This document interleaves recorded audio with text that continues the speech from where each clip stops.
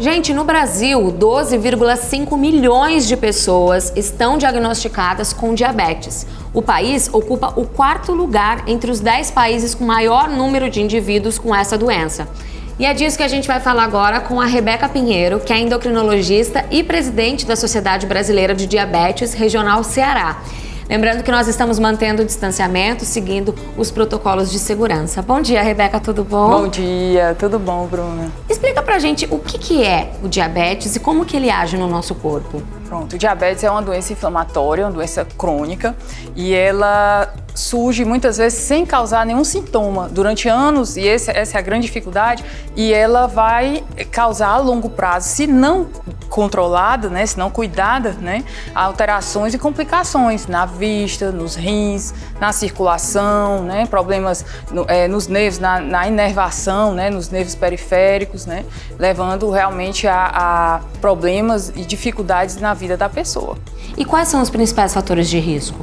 Bom, as pessoas que estão com peso acima, né, tem um sobrepeso, uma obesidade, pessoas que já tiveram, mulheres que tiveram diabetes gestacional, a história familiar, né, parentes de primeiro grau, pais ou irmãos com diabetes, isso conta muito, a idade, né, maus hábitos, né, sedentarismo, colesterol alto, pressão alta, né, todos são fatores de risco. Uso crônico de corticoides, né, algumas medicações a longo prazo elas podem também causar diabetes, né. Diabetes tipo 2, ele está voltado principalmente à questão dos maus hábitos, um estilo de vida mais desregrado, vamos dizer assim. Você pode explicar qual que é a diferença entre os tipos de diabetes? Pronto. O diabetes tipo 2, ele é muito associado a essa questão do ganho de peso, do sedentarismo, do colesterol. Então, por conta desse excesso de peso, principalmente, vai haver um aumento da produção de insulina. Com o tempo, a glicemia vai subir. O diabetes tipo 1, ocorre uma destruição realmente praticamente total das células beta do pâncreas causada por autoanticorpos. São anticorpos que vão destruir o pâncreas. Então, logo do começo, a pessoa já precisa usar a reposição da insulina, né? É diferente do diabetes tipo 2, que por anos a gente pode controlar com medicações, né? Diabetes é um assunto que gera muitas dúvidas, né? Inclusive, a gente tem algumas dúvidas das pessoas nas ruas e eu queria que você dissesse pra gente se é mito ou verdade a pergunta das pessoas. Vamos ver? Tá, ok. Eu ouvi dizer que se a mulher na gravidez tiver diabetes, a criança também pode ter. Isso é mito ou verdade? É mito. O fato de a mãe desenvolver diabetes ou diabetes gestacional, ou se ela já tiver diabetes, a criança pode ter um diabetes, não só quando nasce, mas ao longo da vida, mas é uma proporção bem pequena. Né? As complicações relacionadas ao diabetes são mais relacionadas a um excesso de peso da criança, né? Ela nasce um peso maior, mais de 4 quilos, mas o risco dela ter diabetes é menor. Ela vai ter um risco maior de desenvolver diabetes ao longo da vida, na adolescência e na idade adulta, mas se os níveis de glicose na gestação não estiverem bem controlados. Vamos ver mais uma dúvida. A gente escuta muito falar que alguns alimentos ajudam a controlar a glicose no sangue. Isso é mito ou verdade? E aí? Verdade. Certo? A alimentação ela é fundamental no controle do diabetes. E aí entra a questão do consumo, do aumento dos alimentos integrais, né? Os pães integrais, as massas integrais, né? Tudo que tem uma maior quantidade de fibra na dieta vai ser importante. A aveia, os vegetais, as crucíferas que a gente chama, espinafre, repolho, rúcula, couve, também as leguminosas como feijão, ervilha, lentilha, grão de bico, né?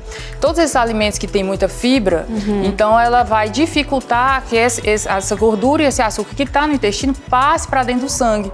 E aí isso aí vai favorecer o controle do diabetes. Vamos ver mais uma dúvida. Já ouvi falar que só obesos têm diabetes tipo 2. Isso é mito ou é verdade?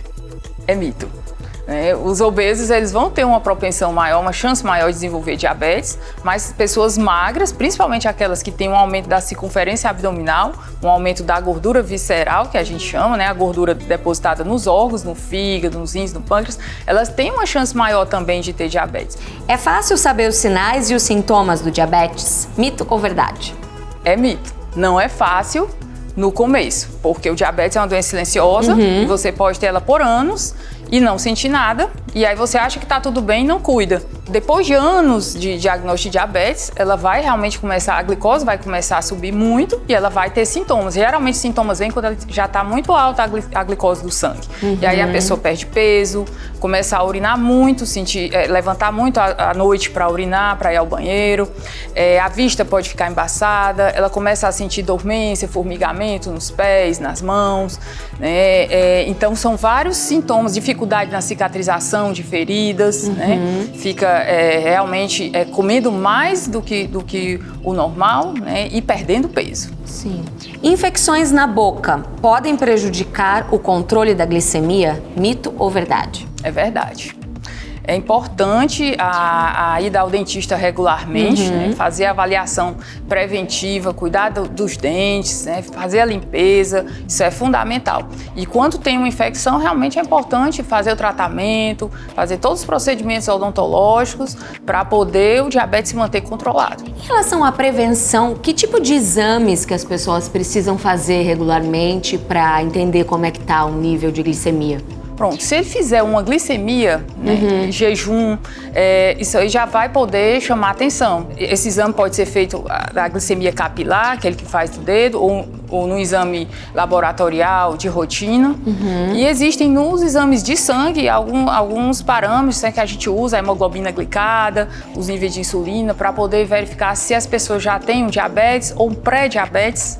No pré-diabetes, essa situação pode ser revertida, existem vários cuidados, inclusive medicações podem ser usadas, modificações no estilo de vida, exercício, alimentação adequada podem evitar que a pessoa com pré-diabetes evolua para diabetes. Muito obrigada, Rebeca, mas daqui a pouquinho você volta que a gente vai continuar falando mais sobre esse assunto, tá? E olha, gente, lembrando que esses exames que a doutora Rebeca falou para medir o nível de glicose no sangue estão disponíveis nos consultórios farmacêuticos do Clinic Pharma. Você pode se informar em uma Pague Menos perto de você.